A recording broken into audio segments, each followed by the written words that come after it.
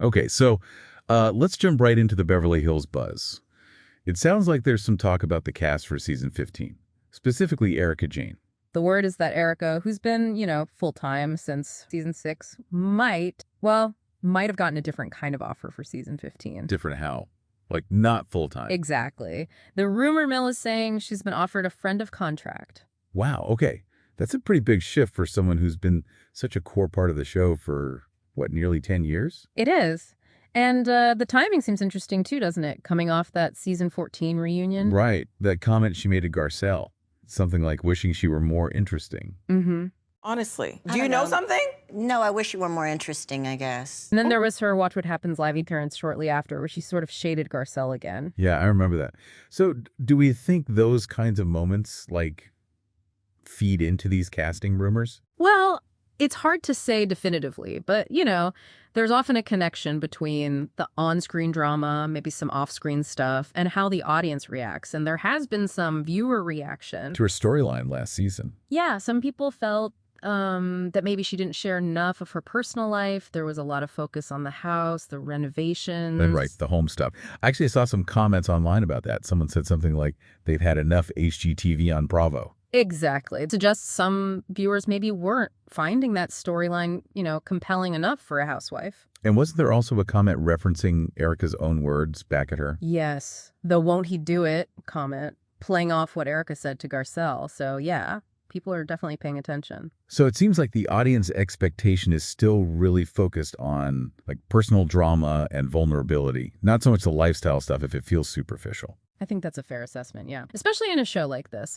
When a storyline feels less about the person and more about, say, decorating, it might not land the same way.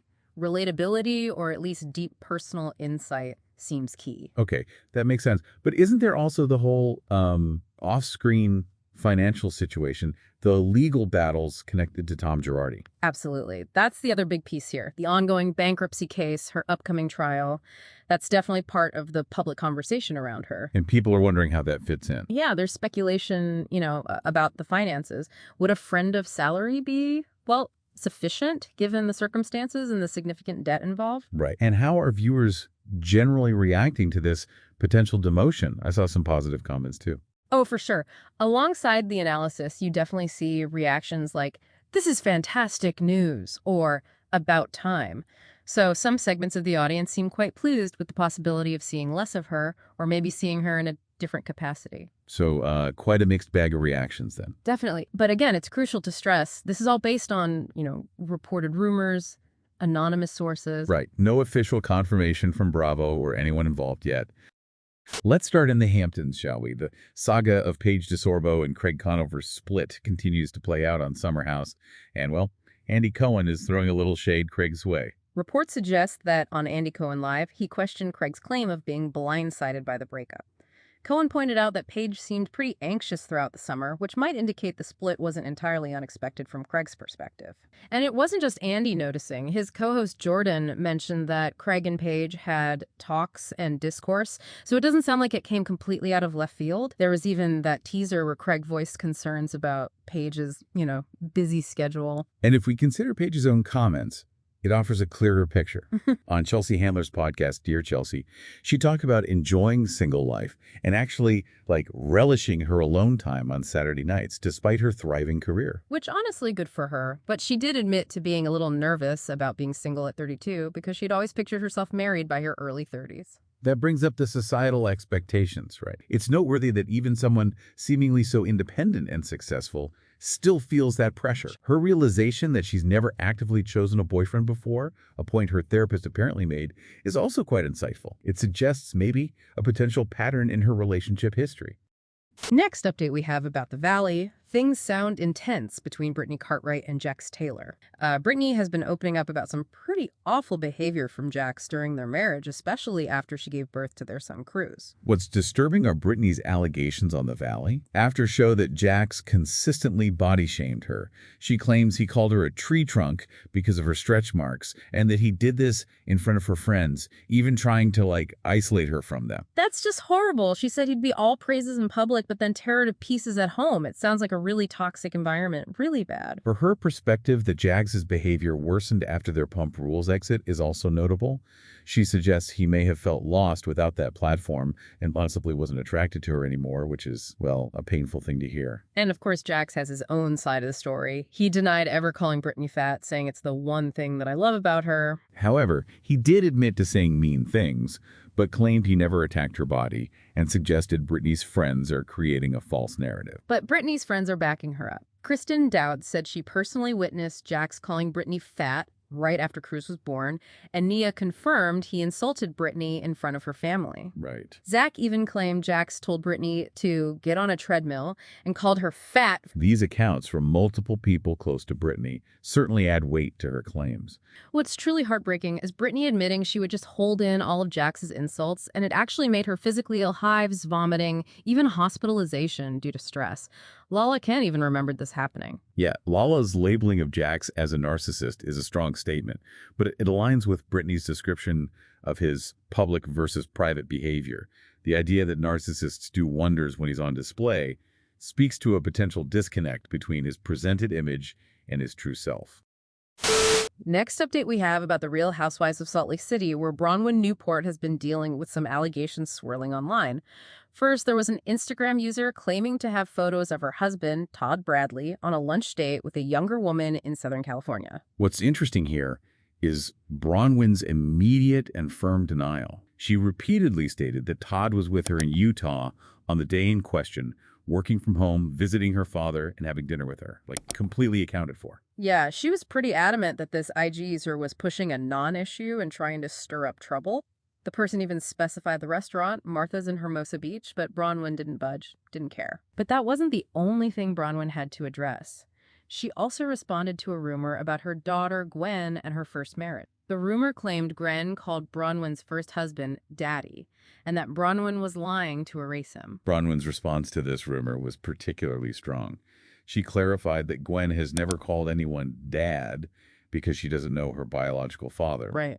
She explained that her first marriage was brief and didn't bring a father figure into Gwen's life, emphasizing that Todd is the closest thing Gwen has, but she calls him by his first name. You can tell that really upset her. She said she was disgusted by people discussing her daughter, and rightly so. It's one thing to talk about the housewives themselves, but involving their children is a different level. It highlights the challenges, definitely, of having your family life in the public eye and the need for boundaries when it comes to discussing minors. It was tough enough to deal with it. So with her being kind of public, and then obviously from what I saw, she felt quite betrayed by Sutton. And next update we have about the Real Housewives of Beverly Hills, we have some insights from Kung Minkoff about why Garcelle Beauvais decided to leave the show.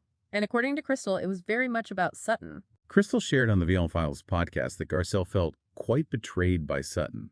They apparently spoke the day of Garcelle's announcement while Crystal was in Morocco.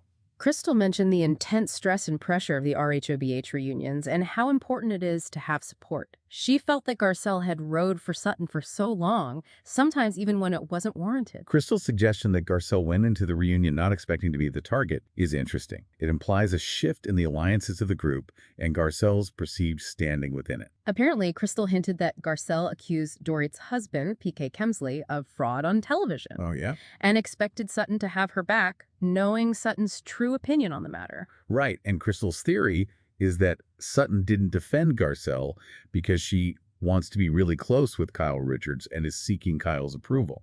Next update we have about former Teen Mom 2 star Jenelle Evans and her estranged husband, David Eason. It's been reported that David was hit with a search warrant in North Carolina back in June of last year.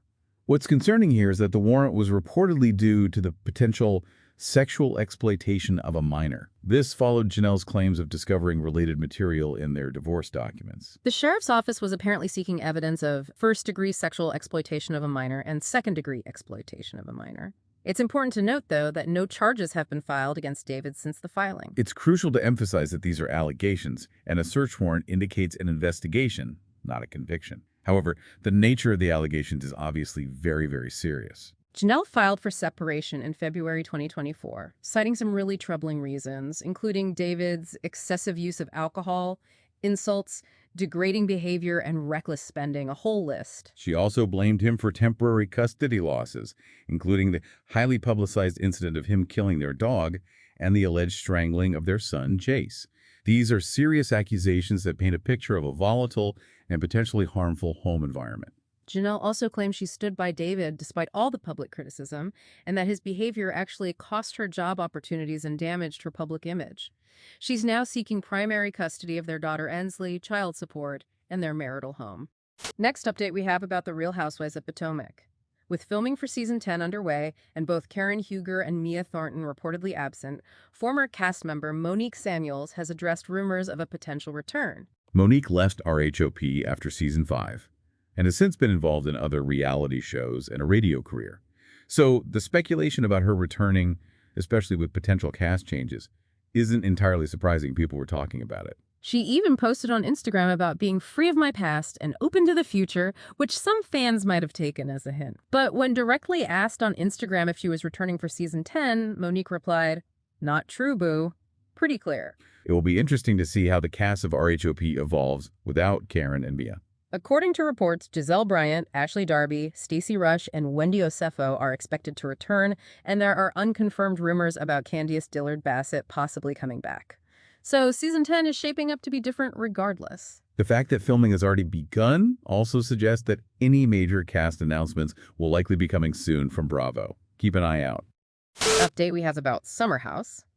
Jesse Solomon has been talking about the current season and his connection with newcomer Lexi Wood on the Chicks in the Office podcast. He mentioned feeling more comfortable being himself in his second season, which is a common experience for reality stars as they become more accustomed to being filmed.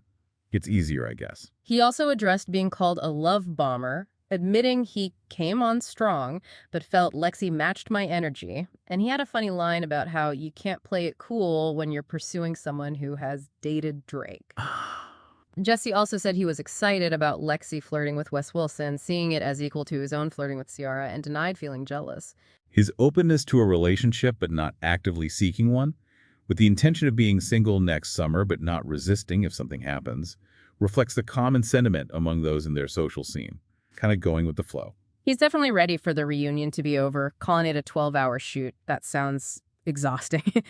And he revealed that Summer House is currently casting for Season 10, with potential cast members reaching out to him for advice. His thoughts on what makes a good new Summer House cast member, fun-loving people who want to go out and are willing to be themselves on camera with more depth than just partying, are interesting from a casting perspective. Yeah. It suggests the show is looking for more substance beyond just the surface-level drama.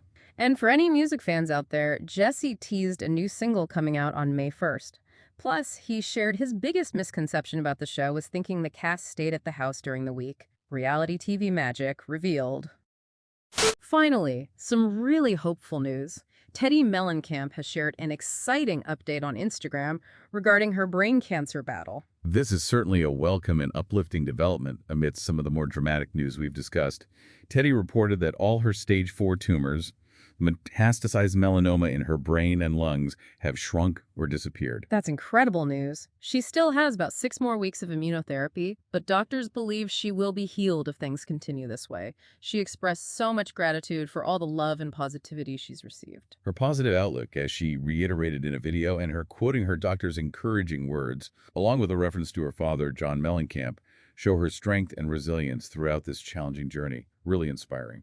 It was lovely to see the outpouring of support from her friends like Kyle Richards, Camille Grammer, and Erika Jayne in the comments. Teddi's initial diagnosis earlier this year, with multiple brain tumors requiring surgery and radiation, makes this news all the more significant and a testament to the advancements in treatment and her own fighting spirit. If you love getting the latest scoop on all things reality TV, make sure you subscribe to Real TV and hit that bell icon so you don't miss any of our updates. Thank you for watching this video. See you tomorrow.